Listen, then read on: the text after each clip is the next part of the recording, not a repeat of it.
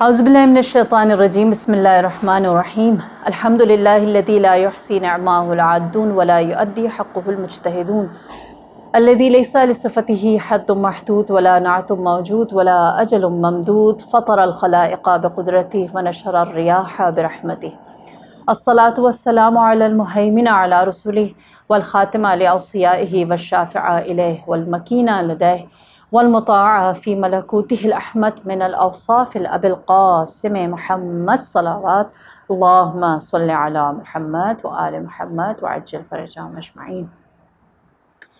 व अला अहलि बैतिहि अत्तय्यबीन अत्ताहिरीन अलमासूमीन अलमज़लूमीन सय्यमा बक़ियतुल्लाहि फ़ी अर्दि रूही व अरवाहुनल फ़िदा अम्मा बाद फ़क़द क़ाल अल्लाह तबारक व तआला फ़िल क़ुरआनिल मजीद बिस्मिल्लाहिर रहमानिर रहीम इन्ना अर्सलना नूहन इला क़ौमिही अन अंज़िर क़ौमक मिन क़ब्लि अन यअतियकुम अज़ाबुन अलीम सल्लल्लाहु अल्लाहुम्मा सल्लि अला मुहम्मद व आलि मुहम्मद। परवरदिगार आलम ने हमारे लिए अंबिया और अपनी किताबों का जो सिलसिला भेजा है,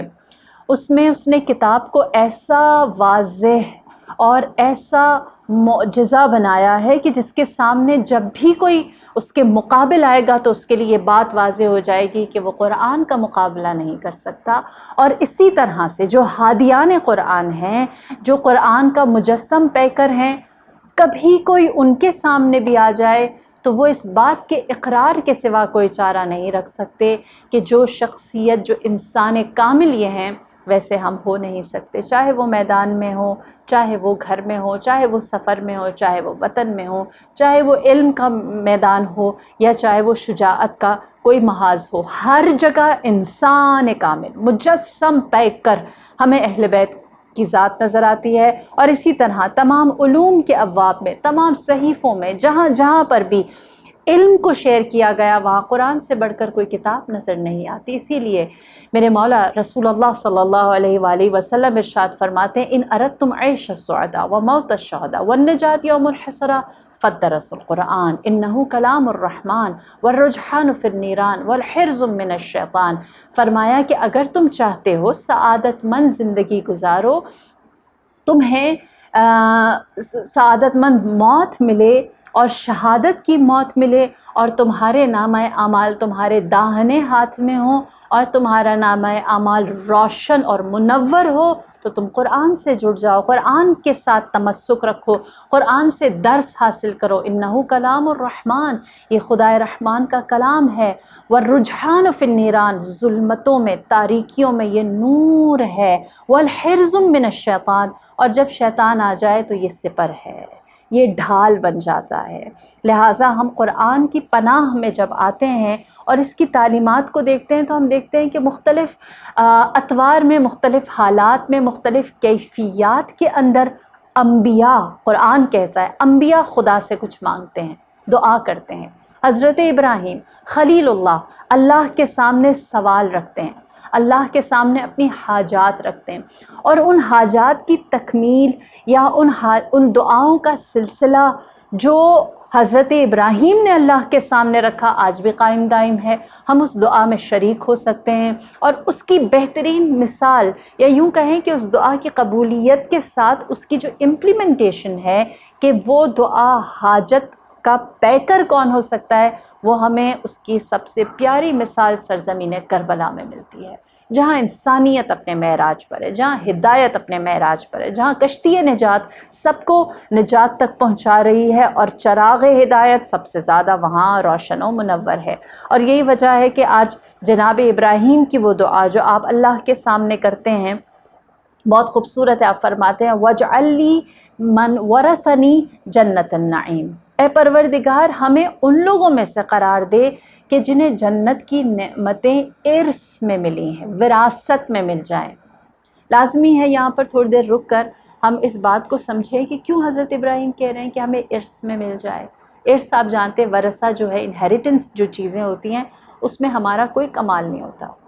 वो हमें किसी से मिलती हैं। यानी जो बग़ैर मेहनत के कोई चीज़ हासिल की जाए उसको हम इर्स कहते हैं ना, कि माँ बाप के पास जो जायदाद है जब वो औलाद को मिले तो वो उनका वरसा या उनका इर्स, या उन्होंने वहाँ से अपने वालिदैन से इनहेरिट किया है। इसमें उन्होंने कोई एफ़र्ट नहीं डाली, कोई मेहनत नहीं की, कोई मुशक्क़त, कोई स्ट्रगल नहीं है। یہ چیز کبھی مال میں ہوتی ہے، کبھی عادات میں ہوتی ہے، کبھی انسان کی فزیک کے اندر یا اس کی آپ کہیں کہ جو ایک صورت ہے اس کے اندر نظر آتی ہے، کبھی کسی مختلف صورتوں میں نظر آتی ہے۔ تو کوئی عادت بھی ہو سکتی ہے جو انسان ارث کے طور پر لیتا ہے۔ لہٰذا یہ جو ارث ہے یہ وہ چیز ہے جو بغیر زحمت کے مل جائے۔ حضرت ابراہیم کیا کہہ رہے ہیں؟ فرما رہے ہیں کہ پروردگار مجھے جنت کی نعمتیں بطور ارث دے دیں، یعنی کیا کہ مجھے محنت نہ کرنی پڑے، مجھے بہت زحمت نہ اٹھانی پڑے اور ساری جنت مجھے مل جائے۔ اور اگر ہم قرآن کے اندر دیکھیں، خود قرآن ہی کی تعلیمات کو دیکھیں تو یہ بات سمجھ سے تھوڑی باہر ہے، کیونکہ خدا قرآن میں حضرت ابراہیم ہی کے بارے میں فرماتا ہے لا اقسم بہذا البلد وانت حل بہذا البلد ووالد وما ولد لقد خلقنا الانسان فی کبد۔ قسم کھاتا ہے خدا سورہ بلد میں کہ لا اقسم بہذا البلد، ہمیں قسم ہے اس شہر کی، اور اس شہر وانت حل بہذا البلد، اور اس شہر میں رہنے والوں کی، ووالد وما ولد، حضرت ابراہیم اور حضرت اسماعیل باپ اور بیٹے کی۔ کس چیز کے لیے یہ تینوں قسمیں؟ مکہ کی، مکہ میں رہنے والوں کی، حضرت ابراہیم اور حضرت اسماعیل کی قسم اللہ نے کیوں قرآن میں کھا کر کیا کہنا چاہ رہا ہے؟ لقد خلقنا الانسان فی کبد، ہم نے انسان کو خلق ہی مشقت کے لیے کیا ہے، مشقت میں کیا ہے کہ وہ محنت کرے، وہ اسٹرگل کرے، وہ کوشش کرے۔ اب جب خدا یہ کہہ رہا ہے جو مشقت کرے گا اس کو بہشت ملے گی، تو خدا کے نبی دعا کر رہے ہیں کہ جنت کی نعمتوں کو میرے لیے ارث قرار دے۔ دوسری طرف قرآن سورہ ملک میں اس کے آغاز میں خداوند کریم کیا کہتا ہے؟ الذی خلق الموت والحیات لیبلوکم ایکم احسن عملا۔ اس نے تو حیات اور موت کو، اللہ نے جینے اور مرنے کو پیدا ہی اس لیے کیا ہے تاکہ دیکھے کہ تم میں سے کون ہے جو احسن عمل، بہترین کام کر کے لاتا ہے۔ جو بہترین کام کرے گا زندگی اور موت کے درمیان، جو احسن عمل انجام دے گا اس کے لیے جنت ہے۔ قرآن خود کہہ رہا ہے کہ کچھ کرو گے تو جنت ملے گی، زحمت اٹھاؤ گے تو جنت ملے گی، تم مشقت کرو گے تو جنت ملے گی۔ پھر پروردگار عالم انسان کو صرف مشقت کے بارے میں نہیں کہتا، سورہ بقرہ میں ارشاد ہوتا ہے وَلَنَبْلُوَنَّكُمْ بِشَيْءٍ مِّنَ الْجُوعِ وَالْخَوْفِ وَنَقْصٍ مِّنَ الْأَمْوَالِ وَالْأَنفُسِ وَالثَّمَرَاتِ وَبَشِّرِ الصَّابِرِينَ۔ خدا کہتا ہے وَلَنَبْلُوَنَّكُمْ بِشَيْءٍ، تمہیں کسی بھی چیز کے ذریعے سے آزمایا جائے گا، ہو سکتا ہے خوف ہو سکتا ہے بھوک ہو سکتا ہے جان اور مال کی اور محنتوں کی کمی ہو سکتا ہے تمہیں کسی بھی طریق سے، کسی بھی راستے سے تمہیں آزمایا جائے۔ اور پھر کیا کہتا ہے وَبَشِّرِ الصَّابِرِينَ، جو اس آزمائش کے اوپر، جو اس امتحان میں صبر کرتے ہیں ان سے کہیے کہ ان کے لیے بہشت کی بشارت ہے، خوشخبری ہے۔ ان کو ہم کہہ سکتے ہیں کہ ان کے لیے خوشخبری ہے، جنہوں نے آزمائش کے وقت کو پورا کیا ہے۔ اور پھر اس کے بعد ہم انبیاء کی سیرت میں جو قرآن کے حوالے سے بیان ہوتی ہے، ہم کیا دیکھتے ہیں؟ حضرت ابراہیم پہلے نبی، ان سے پہلے کوئی بشر نہیں، کوئی بندہ نہیں، اور حضرت ابراہیم سے ایک خطا ہوئی، ترک اولا جو ہوا، جو آپ کو اللہ نے جنت میں شیطان آپ کے سامنے، سب وہ داستان جانتے ہیں، بہت مشہور ہے۔ حضرت ابراہیم جب جنت سے آئے ہیں زمین پر، ہر خشکی و تری میں، ہر نشیب و فراز میں، دن میں اور رات میں، ہر پہاڑ پر یا زمین پر، ہر لمحے بھوک کی حالت میں، سفر کی حالت میں، اٹھتے بیٹھتے اللہ سے طلب مغفرت کرتے رہے۔ اور اتنی روایات میں ہے کہ اتنی طلب مغفرت کی حضرت آدم نے کہ ان کے چہرے کا رنگ سیاہ ہو گیا، اور ان کا چہرہ بالکل ایسا ہوا جیسے سیاہ پوست کا ہوتا ہے۔ اتنی مشقت، اتنی محنت کس لیے؟ حضرت آدم سید تمام ملائکہ، ابو البشر، ان کو اللہ نے اتنی مشقت سے گزارا، یہاں تک کہ جب 13، 14 اور 15 رجب کی تاریخ تھی کہ جب حضرت آدم کی توبہ قبول ہوئی، اسی لیے ان ایام کو ایام بعث کہتے ہیں۔ ہاں، تو اتنی مشقت کے بعد 13، 14 اور 15 تاریخ کے دوران اللہ نے حضرت آدم کو، جو سیاہ پوست ہو گئے تھے، کالے پڑ گئے تھے، طلب مغفرت کر کر کے ان کو معاف کیا، ان کے چہرے کو پھر روشن کیا۔ اتنی مشقت تو اللہ نے حضرت آدم سے لے لی، لہٰذا انسان جو ہے وہ اپنی کوششوں کو کرے گا تو اسے جنت ملے گی نا۔ قرآن تو یہی کہہ رہا ہے، جس طرح انسان اگر صرف اس میں رہے کہ میرے ماں باپ اچھے تھے، کیونکہ میرے والدین صالح اور نیک تھے، مجھے بھی ان کے ساتھ اسی طرح سے بہشت، اسی طرح سے جنت کی نعمتیں آخرت کے لیے ارث میں مل جانی چاہیے۔ اگر ایسا ہوتا تو یقینی سی بات ہے کہ ہم دیکھتے کہ حضرت آدم کی اولاد میں حابیل ہوتے، قابیل نہ ہوتے، حضرت یعقوب کی اولاد میں یوسف ہوتے، ان کے 18 بھائی نہ ہوتے۔ ہمارے سامنے یہ مثالیں موجود ہیں۔ حضرت نوح کی اولاد ایسی سرکش نہ ہوتی، تابع ہو جاتی، کیونکہ باپ نے اچھا کیا تو بیٹا اچھا کرے گا۔ حضرت یعقوب کے لیے اولاد تو ساری ایک جیسی تھیں، لیکن اللہ نے ان چیزوں کو ان کے اندر بطور ارث خود بخود ان کے اندر نہیں ڈال دیا، بلکہ ان سے کہا ہے کہ کوشش کرو۔ اب یہ جو حضرت ابراہیم نے فرمایا ہے کہ مجھے ارث کے طور پر دے دے، اور ہم یہ دیکھتے ہیں کہ وہ ارث کے طور پر نہیں ملتی، بلکہ اس کے لیے ہمیں مشقت، آزمائش، محنت اور بہت سارے امتحانات سے گزرنے کے بعد ملتا ہے۔ تو اس کا مطلب کیا ہے؟ فرماتے ہیں امام جعفر صادق علیہ الصلاۃ والسلام کہ اللہ کے نزدیک کوئی بھی عمل جو ہم کرتے ہیں اس کو ہم عمل تصور ہی نہ کریں، وہ ہمارا خشوع و خضوع اور ہماری ایک ہمبلنس ہے جو اللہ کے حضور جاتی ہے۔ اور اللہ جو ہمیں دیتا ہے وہ اپنی رحمت سے دیتا ہے۔ ہم اپنے اعمال کی بدولت اللہ سے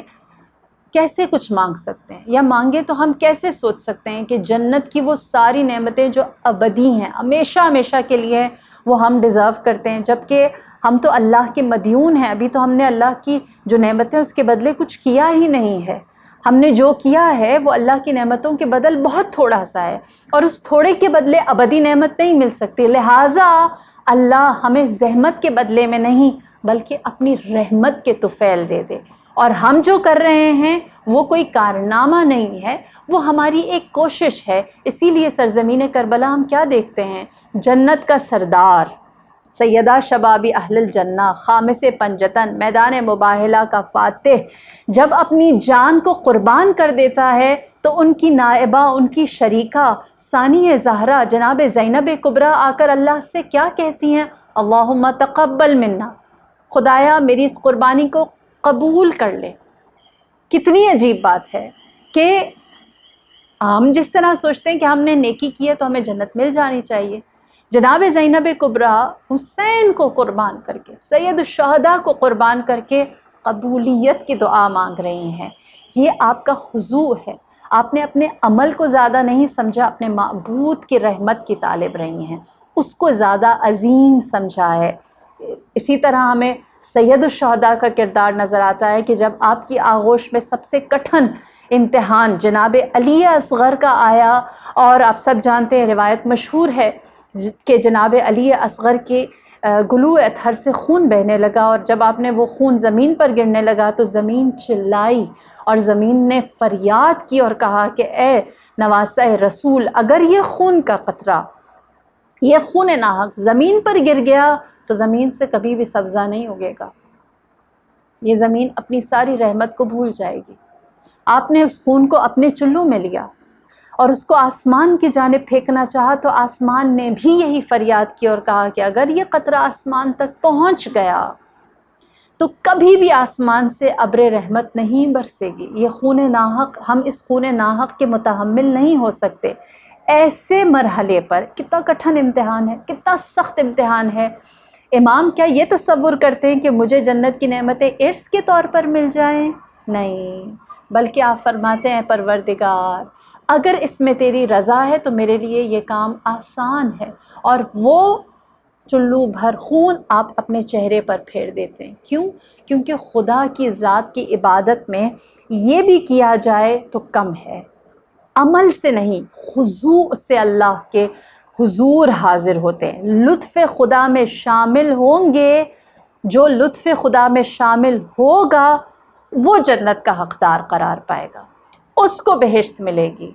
وہ جنت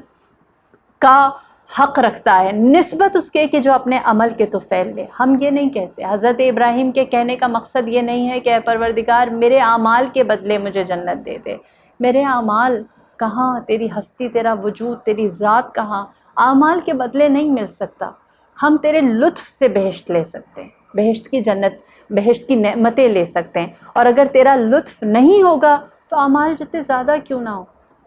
جس طرح قوم بنی اسرائیل کے ایک عابد کا تذکرہ ملتا ہے، جس کے بارے میں یہ کہا جاتا ہے کہ وہ عابد جو تھا وہ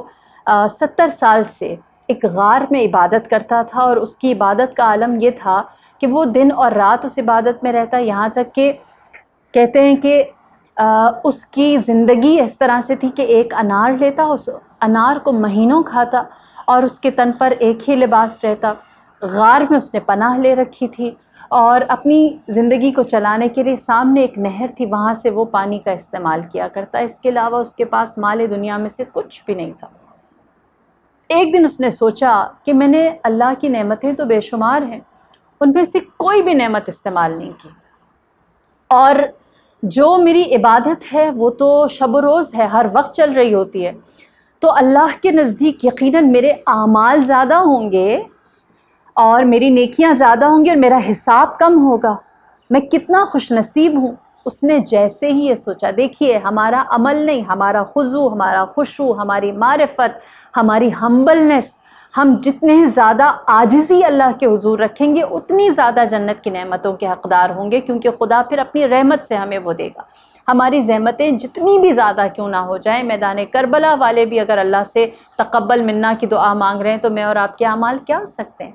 لہٰذا اس نے بھی یہ سوچا کہ میرے اعمال کی بدولت میں جنت کا حقدار بن سکتا ہوں، اور یقیناً ہوں گا، اور میں ان کچھ خوش نصیبوں میں ہوں جن کے اعمال زیادہ ہیں اور حساب کتاب کم ہے۔ لہٰذا اس نے جیسے یہ سوچا، اللہ نے اس کی آزمائش لی، اور اس کے سامنے سے وہ جو نہر تھی وہ ختم ہو گیا، جو انار کا درخت تھا وہ ختم ہو گیا، اور اس کے سامنے یک دفعہ ایک صحرا آ گیا۔ یہ صحرا میں بھٹکتا رہا، راستہ دیکھتا رہا، کہیں پر بھی اس کو کچھ نہ ملا، یہاں تک کہ پورا دن گزر گیا، تپتی ہوئی دھوپ تھی، نہ جانے کتنے دن اس کو اس طرح سے گزرے، یہاں تک کہ اس کے اوپر شدید پیاس کا عالم طاری ہوا، اور شدت پیاس سے وہ پانی تلاش کرنے لگا، اسے کہیں کچھ نہ ملا۔ یک دفعہ اس نے دیکھا کہ ایک انسان ہے جس نے اپنے کاندھے پر ٹھنڈے پانی کا مشکیزہ رکھا ہوا ہے۔ اس کو دیکھ کر کے اس انسان کے پیچھے دوڑا اور اس سے کہا کہ مجھے ٹھنڈے پانی کا ایک کوزہ دے دو۔ وہ جو پانی اٹھائے انسان تھا، اس نے ایک سوال کیا، کہا کہ میں پانی فری میں یا مفت میں تو نہیں دوں گا، تمہارے پاس اس کی قیمت ادا کرنے کے لیے کچھ ہے؟ تو اس نے کہا میں تو دنیا کے چیزوں میں سے کوئی بھی اپنے پاس نہیں رکھتا، میرے پاس کوئی بھی چیز نہیں ہے جو میں قیمت کے طور پر تمہیں دوں سوائے اس ایک لباس کے جو میرے تن پر ہے۔ کہتے ہیں کہ پھر اس نے کہا سوچو تمہارے پاس سرمایہ کیا ہے جس کی بنیاد پر تم اس دنیا میں جی رہے ہو؟ اس نے سوچا میں ایک عابد ہوں، اس نے کہا میں ایک عابد ہوں اور سوائے عبادت کے اور کوئی میرے پاس چیز موجود نہیں ہے۔ اس پانی پلانے والے نے کہا کتنی عبادتیں کی؟ کہا 70 سال۔ کہنے لگا اگر 70 سال تم نے عبادتیں کی، 35 سال کی عبادت مجھے دے دو، 35 سال کی عبادت کی جزا مجھے دے دو اور ایک گلاس پانی لے لو۔ یہ پیاسا تھا کئی دن کا۔ اس نے کہا میری آدھی زندگی کی عبادت کی جزا تمہاری ہوئی، مجھے پانی دے دو۔ ایک کوزہ پانی کا پیا، زیادہ دیر نہ گزری تھی کہ اسے پھر پیاس لگی۔ جب اس نے دوبارہ پانی مانگا تو اس نے کہا باقی کے 35 سال بھی عبادت کی جزا مجھے دے دو۔ جیسے ہی اس نے اگری کیا اور اپنی باقی کی 35 سال یعنی کوئی 70 سال کی عبادت کی جزا اس کو دی اور 2 گلاس پانی پیا، تو اس کے سامنے اللہ نے سارے حقائق کھول دیے اور اس سے سوال کیا، ندا آئی کہ تمہاری جو 70 سال کی عبادت تھی وہ 2 گلاس پانی کے برابر تھی، 2 گلاس پانی کے برابر، جس کو تم نے خود ہی اس کا سودا کر کے اس کو ختم کر دیا، اور تم یہ تصور کرتے ہو کہ تم جنت کے حقدار ہو گئے ہو، تم جنت کے مستحق ہو گئے ہو۔ ہم اپنی عبادات کو کبھی بھی کافی نہیں سمجھ سکتے۔ ہم کربلا سے یہی سیکھتے ہیں، ہمیں قرآن یہی بتاتا ہے کہ اگر ہم جنت نعیم حاصل کرنا چاہتے ہیں، جنت کی نعمات کو لینا چاہتے ہیں، تو اس کے لیے ہمیں اپنی اپنے عمل کی زیادتی کے ساتھ ساتھ آزمائشوں میں صبر کے بدلے مشقت اٹھانے کے ہمراہ ہمیں اپنی نیتوں کی خالصیت کو اور اپنی عاجزی کو بھی ساتھ ساتھ لے کر چلنا ہوگا۔ یعنی کیا؟ یعنی جو بھی کریں جب اس کو خدا کے حضور رکھیں تو اس عمل کو بڑا نہ سمجھیں، ذات خدا کو بڑا سمجھیں، اللہ کے وجود کو اس سے زیادہ بڑا گردانیں۔ اور اگر ہم یہ کرنے میں کامیاب ہو جاتے ہیں، اپنی جان سے زیادہ، اپنے مال سے زیادہ، اپنے نفس سے زیادہ، اپنی اولاد سے زیادہ خدا کی ذات پر قربان ہو جاتے ہیں، تو ہمارا بھی وہی کردار ہو جاتا ہے جو سرزمین کربلا میں سید الشہداء کے ساتھ ہونے والے تمام افراد کا تھا۔ آپ جانتے ہیں جب شب عاشور آئی تو چراغ گل کر دیے گئے تھے، چراغ گل کر دیے گئے، اور یہ کہا گیا کہ یہ جو سامنے ہزاروں یا لاکھوں کا لشکر ہے، یہ تم میں سے کسی کے بھی خون کا پیاسا نہیں، یہ صرف میرے خون کے طالب ہیں۔ اگر تم میں سے کوئی جانا چاہے تو میری تمہارے اوپر کوئی شکایت نہیں، میں تم سے نالا نہیں، تم میں سے جو جانا چاہتا ہے جا سکتا ہے۔ چراغ گل کیے کہ اگر کوئی جانا چاہتا ہے جائے۔ یہ کربلا ہے، یہ کربلا ہے جہاں پر لوگ اپنی عبادتوں کو زیادہ نہیں بلکہ اپنے خضوع، اپنے خشوع اور اپنی عاجزی کو زیادہ کر رہے ہیں کہ اگر وہ زیادہ ہوگی تو شاید ہم اللہ کی رحمت کے طفیل جنت تک پہنچ سکیں، اپنے اعمال کے بدل نہیں۔ جب چراغ گل کیے تو کیا ہوا؟ کیا کوئی اٹھ کر چلا گیا؟ نہیں، جو باہر تھا قاسم وہ خیمے کے اندر آ گیا کہ کیا میرا نام شہداء کی فہرست میں موجود ہے؟ کمی نہیں ہوئی، اضافہ ہوا۔ گیا کوئی نہیں، آیا ضرور۔ یہ کربلا ہے کہ جو لوگ خدا کی درگاہ میں خالصتاً حاضر ہوں، اور یہی وجہ ہے کہ جو افراد اس مقام سے اٹھے ہیں پھر ان میں ایک کردار جو ہمارے لیے اسوہ و قدوہ ہے، جو ہمارے لیے بہترین آئیڈیل ہے، وہ جناب وہب کلبی آپ کی زوجہ اور آپ کی والدہ کا ہے، جن کا میں ہمیشہ پہلے عشرے میں ذکر کرنا اپنے فرائض میں سے ایک سمجھتی ہوں، کیونکہ ہمارے لیے جناب وہب کلبی کا جو کردار ہے، ان کی زوجہ کا اور ان کی والدہ کا، وہ 1400 سال پرانا نہیں لگتا۔ وہ آج کے دور میں بھی جیتی جاگتی کسی بھی ماں، کسی بھی بیوی، کسی بہن، کسی بھی خاتون، کسی بھی عزادار کے لیے، اور سب سے بڑھ کر کسی بھی مجاہد کے لیے ہے کہ جب وہب کلبی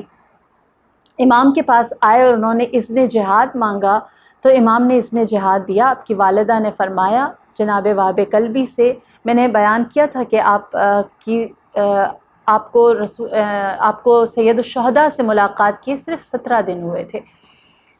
آپ کی والدہ نے جب دیکھا کہ بیٹا میدان کارزار میں جا رہا ہے، دونوں ہاتھ اٹھا کر آپ نے اپنے بیٹے کے لیے جناب وہب کلبی کے لیے دعا کی اور فرمایا کہ پروردگار تو نے میرے چہرے کو جناب فاطمہ الزہرا کے سامنے روشن کر دیا، مجھے ان کے سامنے سرخرو کر دیا، اور پھر آپ نے اپنے بیٹے سے فرمایا کہ اپنی جان کو فاطمہ الزہرا کے فرزند پر، نواسہ رسول پر قربان کر دے۔ وہب کلبی جب میدان کارزار کی جانب جانے لگے تو کہتے ہیں کہ آپ کی جو زوجہ تھیں انہوں نے راستہ روکا اور کہنے لگی کہ اے وہب کلبی مجھے ایک بات بتا، تو اس میدان کی جانب اس لیے جا رہا ہے تاکہ تو جام شہادت نوش کرے، رسول اللہ تمہیں حوض کوثر سے سیراب کریں، وہ آپ کی شفاعت کریں، حور العین تمہارا استقبال کرے، اور میرے لیے اس دنیا کے دشت میں اژدہے جیسی موت انتظار کرتی رہے اور میں آخرت میں اور دنیا میں اس میں سے کچھ بھی نہ پاؤں۔ جناب وہب کلبی نے اپنی زوجہ سے پوچھا تم مجھ سے کیا چاہتی ہو؟ جواب دیا کہ جو تمہیں آخرت میں ملے مجھے اس میں بھی تمہارے ساتھ شراکت چاہیے، جو تمہارے نصیب میں آخرت ہو وہ میرے بھی نصیب میں ہو، جیسے تم جام شہادت کو نوش کرو وہ مجھے بھی ملے۔ جب زوجہ وہب کلبی نے یہ کہا تو آپ نے فرمایا کہ میں اس چیز کی ضمانت نہیں دے سکتا، صرف جنت کے سردار ہیں جو اس چیز کی ضمانت دے سکتے ہیں۔ لہٰذا زوجہ وہب کلبی اور جناب وہب کلبی دونوں سید الشہداء کے پاس آئے اور آپ سے انہوں نے اپنی درخواست امام کے سامنے رکھی۔ امام نے اس کو قبول فرمایا اور فرمایا کہ جو جزا وہب کلبی کے لیے ہے وہ زوجہ وہب کلبی کے لیے ہے۔ جو جنت میں مقام ان کے لیے ہے ان کے لیے بھی ہے، یہ بھی حوض کوثر سے سیراب ہوں گے، ان کو بھی نبی کی شفاعت ملے گی اور ان کے لیے بھی حور اور غلمان ہوں گے۔ لہٰذا اس کے بعد جناب وہب کلبی کی زوجہ نے اپنے شوہر کو میدان کارزار کی جانب بھیجا۔ روایت ہے، کہتے ہیں کہ جناب وہب کلبی نے گھمسان کی، بہت خوبصورت جنگ کی، شجاعت اور بہادری کے ساتھ اشقیاء کا سامنا کیا، لیکن ایک مقام ایسا آیا جہاں زخموں کی تاب نہ لاتے ہوئے جناب وہب کلبی زمین پر آ کر گرے، اور جیسے ہی انہوں نے اپنی آنکھیں کھولی تو انہوں نے کیا دیکھا؟ ان کی زوجہ ان کے بالین پر کھڑی ہے اور کہہ رہی ہے، اے وہب کلبی کھڑے ہو جا، کھڑے ہو جا اور اپنی جان کو حسین پر قربان کر دے۔ جب تک تمہارے اندر رمق جان باقی ہے استقامت دکھاتے رہنا۔ وہ حیران ہوئے، کہنے لگے، ابھی کچھ دیر پہلے تم میری زندگی کی دعا مانگتی تھی، اب تم مجھے یہ کہتی ہو کہ حسین پر قربان ہو جاؤں، کیا وجہ ہے؟ تو زوجہ وہب کلبی نے کہا، اے وہب کلبی، جب تم میدان کی جانب جا رہے تھے تو میں نے دیکھا میرا مولا جنت کا سردار دو زانو ہو کر بیٹھ گیا، اپنے ہاتھوں کو آسمان کی جانب بلند کر کے اللہ سے کہنے لگے، پروردگار تو میری نصرت فرما۔ میں نے سوچا کہ اگر یہ دنیا جنت کے سردار کی نہ ہوئی، نواسۂ رسول کی نہ ہوئی، جن کے لیے یہ دنیا بنائی گئی ہے، یہ دنیا ان کی نہ ہوئی تو یہ ہماری کیا ہوگی؟ اور اس دنیا کا اس سے بہتر اور کیا استعمال ہو سکتا ہے کہ اس کو انہی ہستیوں کے لیے قربان کر دیا جائے؟ اس زندگی کا اس سے بہتر کیا حاصل ہو سکتا ہے کہ ان کو اسی حسین پر فدا کر دیا جائے؟ تو میری اور تمہاری زندگی کا بہترین حاصل یہ ہے کہ اسے سید الشہداء پر فدا کر دو، قربان کر دو۔ لہٰذا جناب وہب کلبی ایک دفعہ پھر کھڑے ہوئے، آپ نے جنگ فرمائی، اور جیسے ہی جنگ کی، روایت ہے کہ آپ کو اللہ نے حوض کوثر سے سیراب کیا، جام شہادت نوش فرمائی۔ جیسے ہی جناب وہب کلبی کی شہادت کی خبر آئی، زوجہ وہب کلبی ہاتھ میں چوب خیمہ، خیمے کی ڈنڈی کو لے کر میدان کی جانب گئیں اور جناب وہب کلبی کے اطراف میں پروانہ وار چکر لگاتی، طواف کرتی اور فرماتی کہ کوئی ان کے قریب نہ آئے، جس نے حسین پر جان وار دی، جس نے اس حسین اپنے امام پر جان وار دی، میں بھی اسی امام پر جان قربان کرنے کے لیے تیار ہوں۔ کہتے ہیں کہ شمر نے اپنے غلام سے کہا کہ نیزے کا وار کر کے اس خاتون کو یہاں تمام کر دے، لہٰذا میدان کربلا کی پہلی شہیدہ خاتون زوجہ وہب کلبی قرار پائیں۔ یہاں پر ظلم تمام نہیں ہوا، شقی آگے بڑھا، اس نے وہب کلبی کے سر اطہر کو ان کے تن سے جدا کیا اور اس کو اچھال کر جناب وہب کلبی کی والدہ جو کچھ فاصلے سے یہ منظر دیکھ رہی تھی ان کی جانب پھینکا۔ جناب وہب کلبی کی ماں نے اپنے جوان سال بیٹے کے سر کو اٹھایا، اس کا بوسہ لیا اور فرمایا، تو نے مجھے فاطمہ کے سامنے سرخرو کر دیا، تو نے مجھے خاتون جنت کے سامنے سر بلند کر دیا۔ اپنے فرزند کا بوسہ لیا اور پھر شمر ابن ذوالجوشن کو مخاطب کیا اور اپنے بیٹے کے سر کو ان کی جانب پھینک کر فرمایا، جو چیز ہم ایک دفعہ اللہ کی راہ میں انفاق کر دیں اس کو ہم دوبارہ اپنے لیے وصول نہیں کرتے، لہٰذا میرا بیٹا آج سے راہ خدا میں دے دیا گیا۔ کہتے ہیں کہ وہ سر اتنی طاقت کے ساتھ مادر وہب کلبی نے اشقیاء کی جانب پھینکا تھا کہ جب وہ جا کر قاتل کے سینے پر لگا اس کی وہیں پر موت واقع ہو گئی۔ یہ کربلا ہے کہ جہاں پر ایک ماں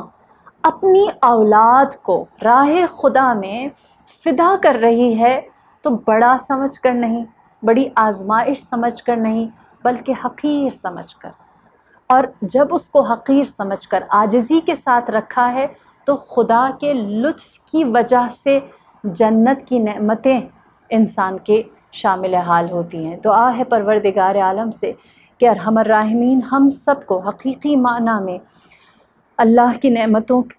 کا لطف لینے والوں میں سے قرار دے اور ہمارے اس مختصر سے عمل کو اپنی درگاہ ایزدی میں قبول فرمائے اور